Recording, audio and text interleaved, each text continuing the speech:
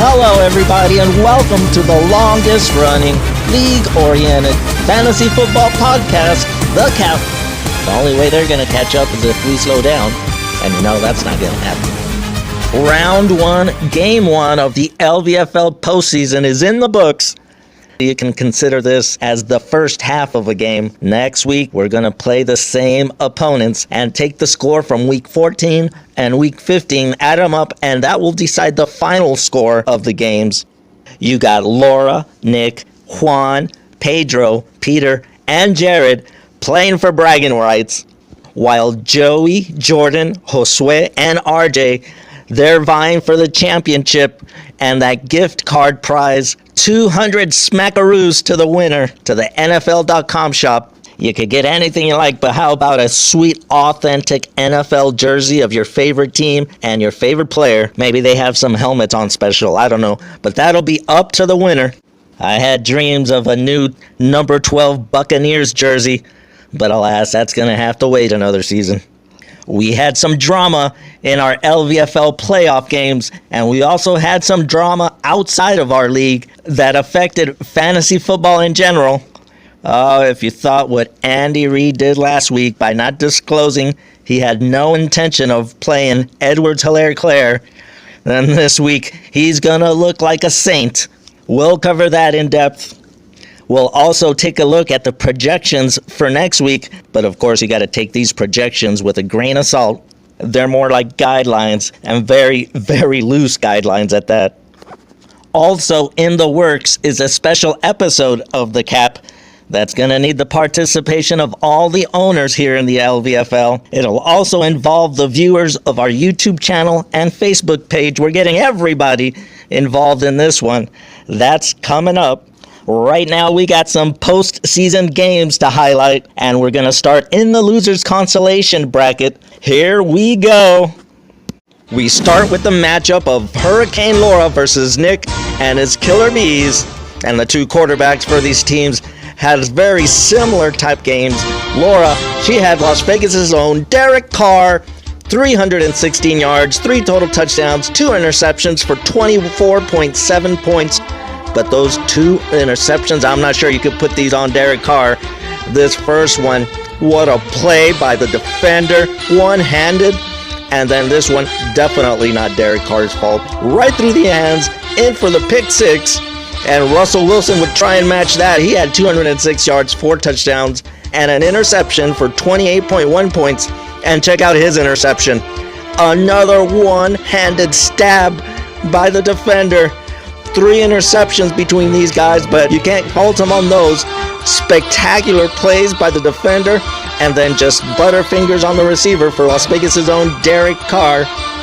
Nick also had DeAndre Hopkins, D-Hop, getting all his points with volume again. 9 receptions, 136 yards for 13.6 points against the New York Giants. Nick, David Montgomery is big again. His 3rd week in a row with over 20 points, including this long one that he takes off. He actually broke a couple of long ones. He finished the day with 113 rushing yards, a touchdown, 21.5 points. But just as the game was slipping away from Laura, DK Metcalf, 6 receptions, 61 yards, and the toe tap touchdown in the corner of the end zone. And then Jonathan Taylor, back from COVID, his 2nd week, and he looks as good as new. He also can bust some long ones. David Montgomery, whatever you could do, he could do better. Jonathan Taylor just shredded the Las Vegas defense. It was chunks of yards at a time. He would finish the day with 150 rushing yards, 2 touchdowns, and 28.5 points, which gave Laura the lead. Nick, who is down 3 points and has Josh Jacobs of the Las Vegas Raiders on the bench, and that is a story all of its own. Josh Jacobs makes that fiasco last week of Andy Reid not letting anybody know he was not going to use Edwards-Helaire-Claire and sticking it to the fantasy football crowd. Josh Jacobs does him one better, or maybe one worse, depending on how you want to look at it. Josh Jacobs releases this tweet before the game saying that he wasn't going to be playing, but guess what? Who was in the backfield for the Las Vegas Raiders on Sunday? It was Josh Jacobs. The fantasy football world again left hung out to dry.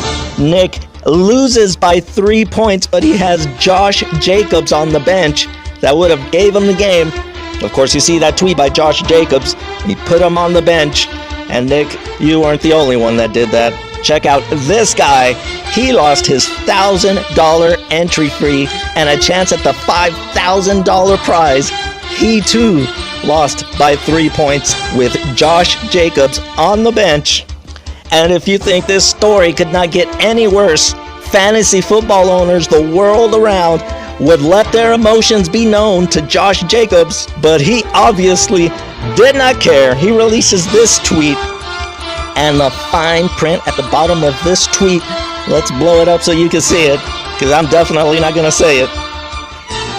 Josh Jacobs should be ashamed of himself. Las Vegas was proud with Darren the Baller Waller last week, but this week we got the bags over our head with Josh Jacobs saying this.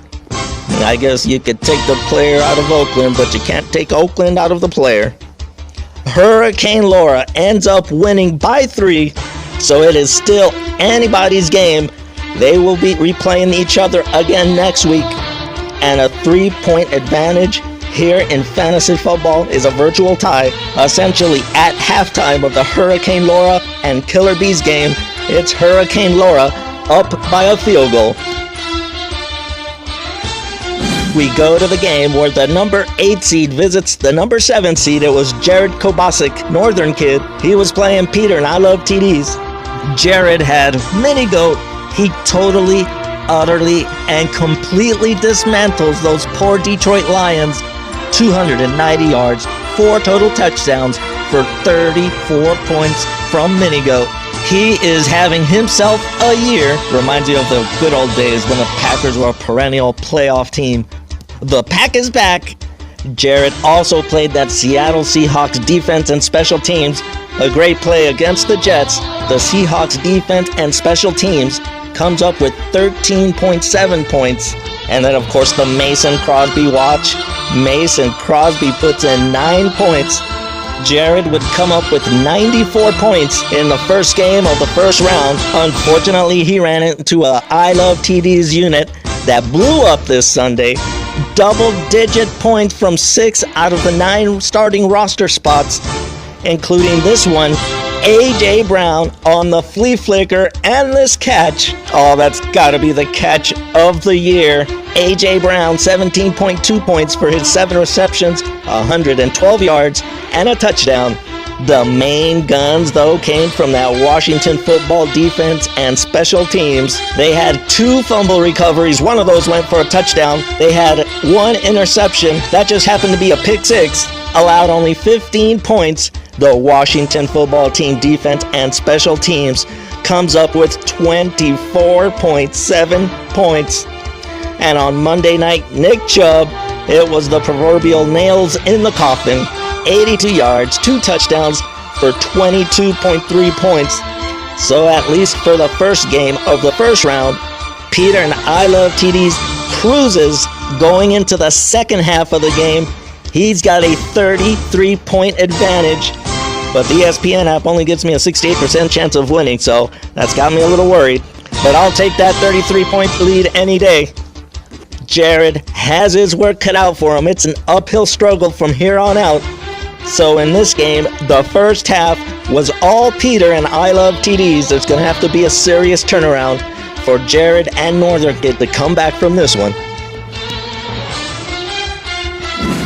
We now go to the Guzman Bowl. Juan Guzman and his Orange Crush facing Pedro Dachi. Deshaun Watson for Juan. He faced that Indianapolis defense last week and came up with 16-plus points. This week he faces that Chicago Bears defense and comes up with 16-plus points, 219 yards, and a touchdown for 16.4 points. Juan also has Arizona running back Kenyon Drake, and Kenyon Drake, for the 3rd straight week, finds the end zone, add 80 yards to that touchdown, and he came away with 15 points. Juan has the gall to play Amari Cooper, 4 receptions, 51 yards, and a touchdown for 11.1 points. And we should have known that would have been a good play. You got Big Red Andy Dalton coming back home to the Cincinnati area in a revenge game, and he showed up. Either that or Cincinnati never came, because that was a 30-7 rout. It was a 23-point win, but it felt more like a 43-point win. Pedro started Kyler Murray at quarterback against the New York Football Giants. 244 yards, a touchdown, and 18 points. And this New York Giant defense has been putting the clamp down on some very good quarterbacks as of late. They stymied Russell Wilson last week, and they stymie Kyler Murray this week. It's Pedro, so you know he has like 4 or 5 Kansas City Chiefs players on his team. Edwards-Helaire does play this week. He gets 9.1 points. Pedro also rostering that Kansas City Chiefs defense and special teams. They came away with a touchdown and interception, a safety, but those 27 points allowed really knocked that score down. You were killing it, Pedro.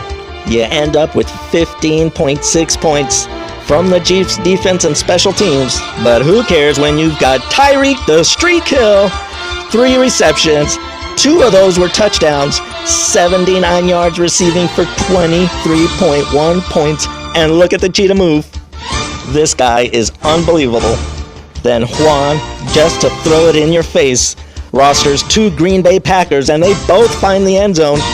Davante Adams, when's the last time he didn't find the end zone? It's been a while. 7 receptions, 115 yards, a touchdown for 17.5 points. And Ryan Tunyon, second cousin to Jace Sternberger, he's got another touchdown this week. 5 receptions, 36 yards for 9.6 points. And Seattle Seahawks place kicker Myers, 2 for 2 field goals, 4 out of 5 extra points for 11 points. But Pedro on his side has Mike Williams and Rodgers from Philadelphia, both with 0 points. One left the game early before accumulating any targets, and the other didn't get targeted at all. 2 players with 0 points, and Juan, I'm not going to say you beat him, I'm going to say that you scored more points than Pedro, because with 2 players with 0 points, that's not a win. So Juan Guzman in the Guzman Bowl, the first half, scores more points than Pedro, 94.1 to 87.3, but it's still close heading into the second half of the Guzman Bowl. Now to the games that really matter. It was the buzzsaw that is Josue facing RJ, rolling with the homies. Josue and his 2 diamonds in a rough weren't too shiny this weekend. Justin Jefferson held for under 6 points for 4 receptions and 39 yards, and Justin Herbert, 17.3 points for his 243 yards, 2 touchdowns, and an interception. That interception coming in one of the wildest last 2 minutes of a football game I think I've ever seen. The Chargers and Falcons seemed like they were inventing new ways to lose the game, but the Chargers would prevail along with Justin Herbert. In that same game, Josue had Atlanta wideout Calvin Ridley, and Calvin Ridley in this formation, you got Matt Ryan at wideout, Gage under center, and he throws this bomb to teammate Calvin Ridley for a touchdown, 8 receptions, and 124 yards for 18.4 points. On the other side, RJ had Keenan Allen. He had 9 receptions, 52 yards, and a touchdown for 11.2 points. And Swift finally back, Detroit running back. It's only 24 yards, but he got a touchdown, and that's good for 11 points. And star quarterback for rolling with my homies, Patrick Mahomes. He throws for 393 yards, 2 touchdowns, 3 interceptions. The scoring for Patrick Mahomes this week was 18.7 points with almost 400 yards passing and 2 touchdowns. Those 3 interceptions slayed you, RJ. Oh yeah, that and Jonnu Smith's 2.3 points, Deebo Samuel's 0.9 points, and Chris Godwin's 2.5 points. Regardless, Patrick Mahomes, only 18.7 points. That would be the only room Josue would need for this one. Alvin, the natural, Kamara, he's back in town. Taysom Hill finally passing it more than just running it, and it's showing up on the natural stat line. He had 15.4 points. And Travis Kelce, I've called him a beast before, but that is not doing Travis Kelce any favors. He had 8 receptions, 136 yards, and a touchdown for 19.6 points. We may be, after it's all said and done, be looking at the GOAT for tight ends, Travis Kelce. Last week, he trailed DK Metcalf in receiving yards for the whole National Football League. After this week, Kelce leads the whole National Football League in receiving yards, more than DK Metcalf, more than teammate Tyreek the Streak Hill, Justin Jefferson, Pittens. He is on track to be the first tight end in National Football League history to lead the league in receiving yards. He's only 128 yards shy of the single-season receiving record by a tight end, and that's a story in and of itself. Travis Kelce and the Chiefs in 2018 played a morning game. In that game, Kelce broke and set the record for yards by a tight end in a single season. But then in the afternoon game, George Kittle would outdo Travis Kelce and get that record for himself.